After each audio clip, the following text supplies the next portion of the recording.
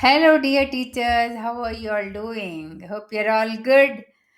I'm Dr. Padmavathy Tungaturthi from Teachconnect. Today, I'm here to just get in touch with you after 2 weeks of time to talk about 10 informal ways to assess student progress. This is very important and need of the hour because students' assessment is directly linked to their learning and deepening of learning. Teach Connect Talks is a very special podcast for teachers exclusively because teachers don't have a finishing school to work on. And what are the 10 informal ways to assess students' progress? Teachers would love to work well, teachers would love to do their job excellently, but they need some guidance. We all know that every child learns differently, and informal assessment helps us see the whole picture of growth.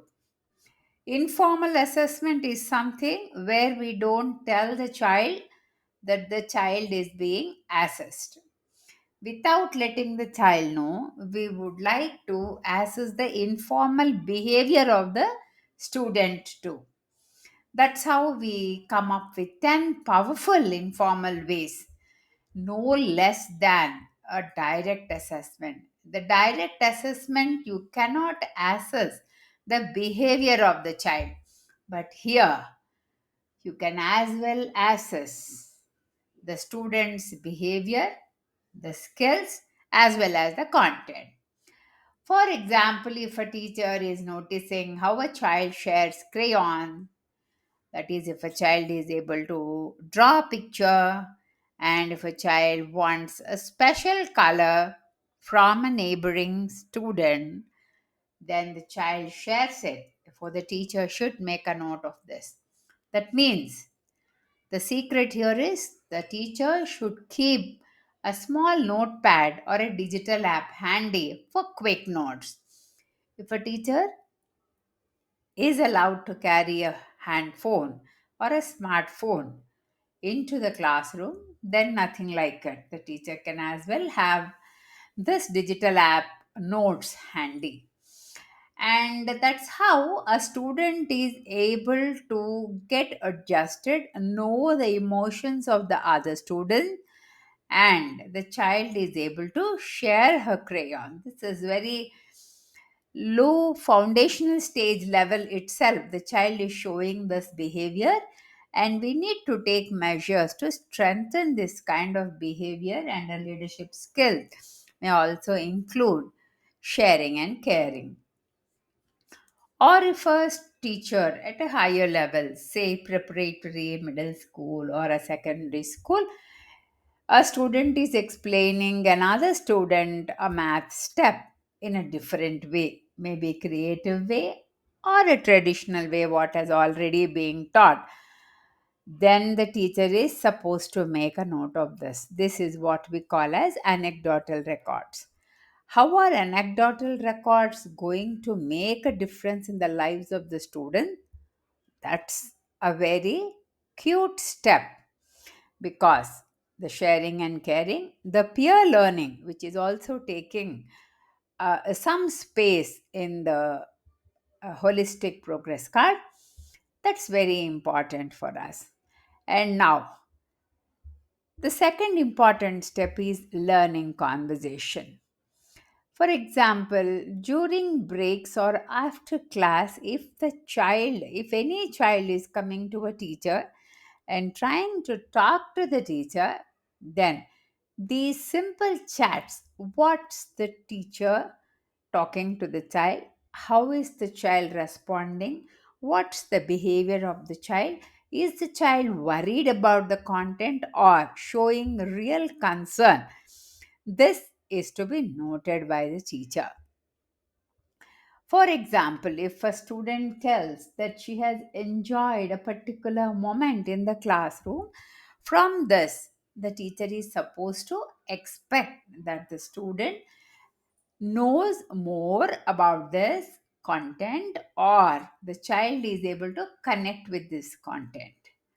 That's how, when a child converses with the teacher has to pick up certain kind of behavior from the student, and the teacher is supposed to see that she enjoys the conversation and be an active listener.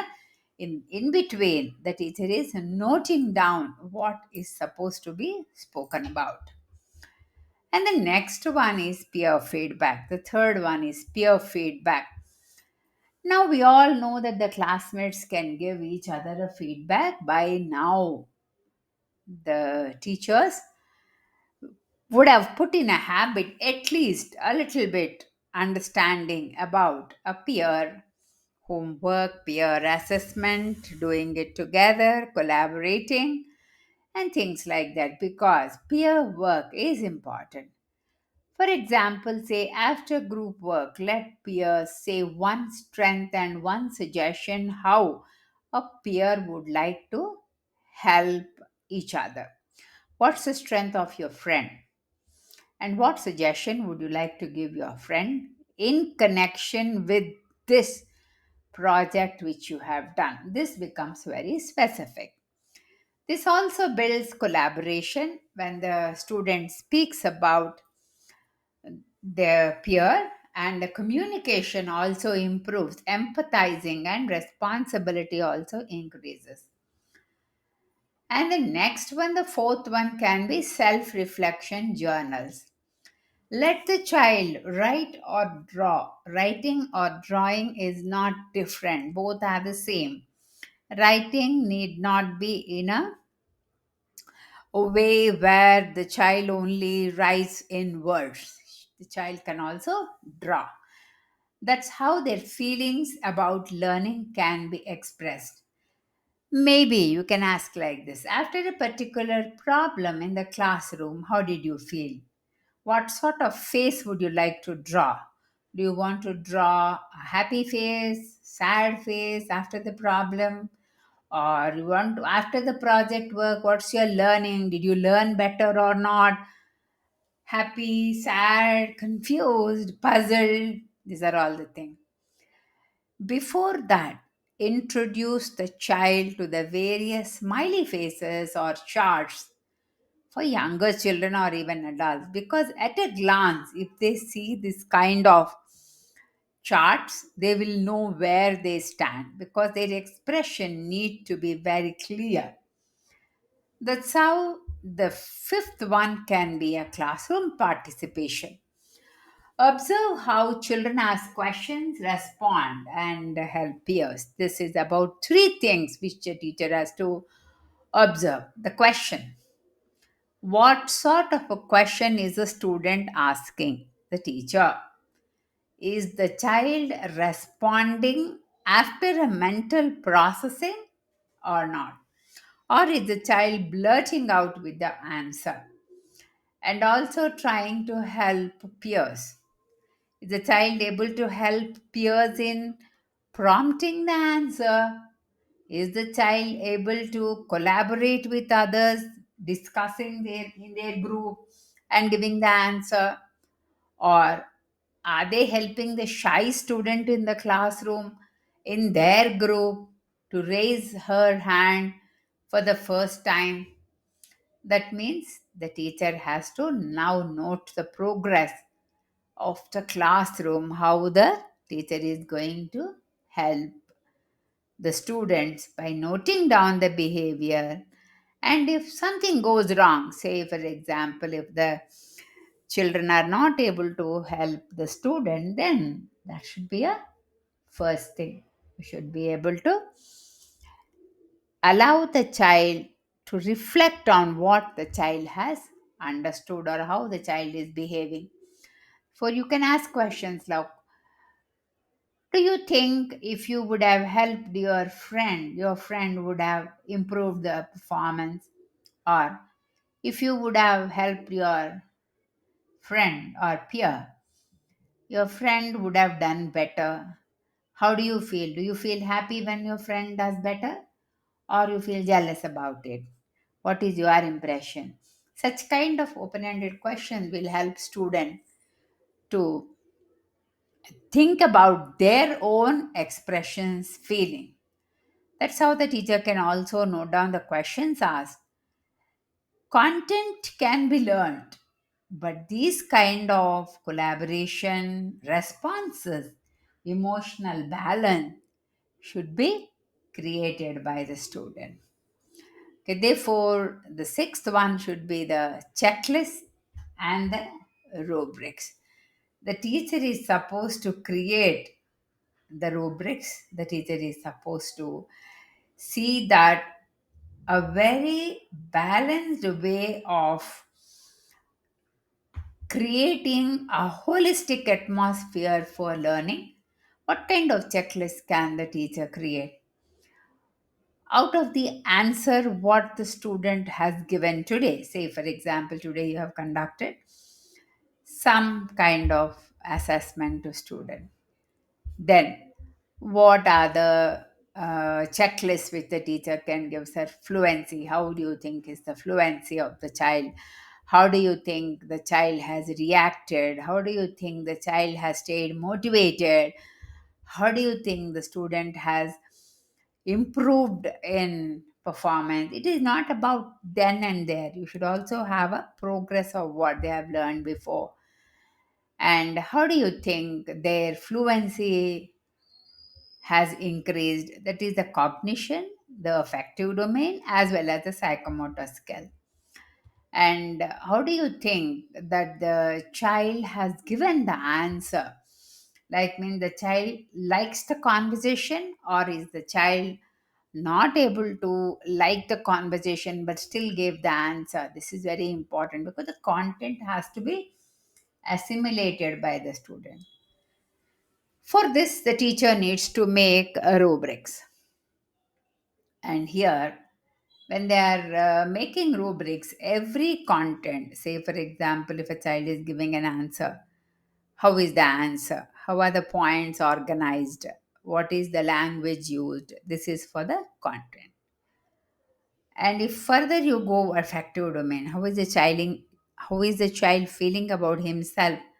How is the child able to present the behavior? How is the child able to agree with the answer? These come under the affective domain. When you go into the psychomotor domain, how is the skill? How is the pronunciation? How is the confidence of the child? Has he or she improved or not? Have they improved or not? This is how we need to create rubrics also. The next one comes as work samples and portfolios. Collecting and comparing a child's work over time. This is a living document. I've been telling so many times that portfolio is a living document. It has to go into the file where the child can see the growth. It's like an album, photograph album, wherein you must have collected pictures of your children or yourself growing like year after year.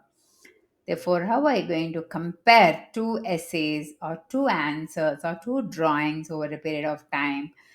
How is a growth shown clearly? But one thing is very sure here, the growth has to be shown.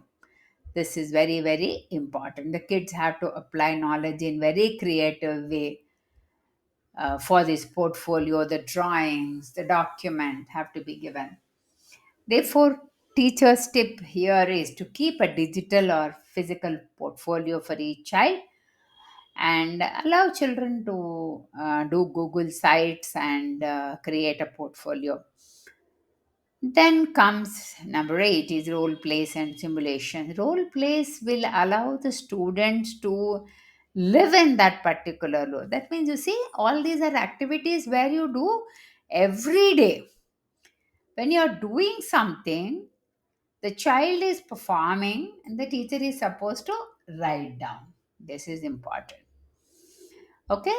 Therefore, compare their acting previous time and this time. That means how are you able to empathize the role?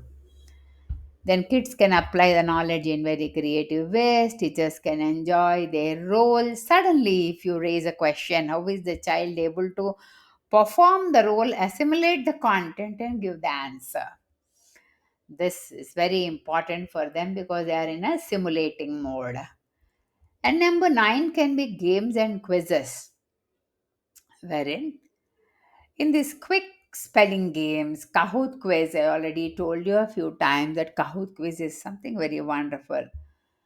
And asking, who am I in history? For example, we give 4 or 5 sentences about a particular person, creation, or a particular monument. The student will be able to give the answer. This will reduce the fear of the student in trying to give the answer.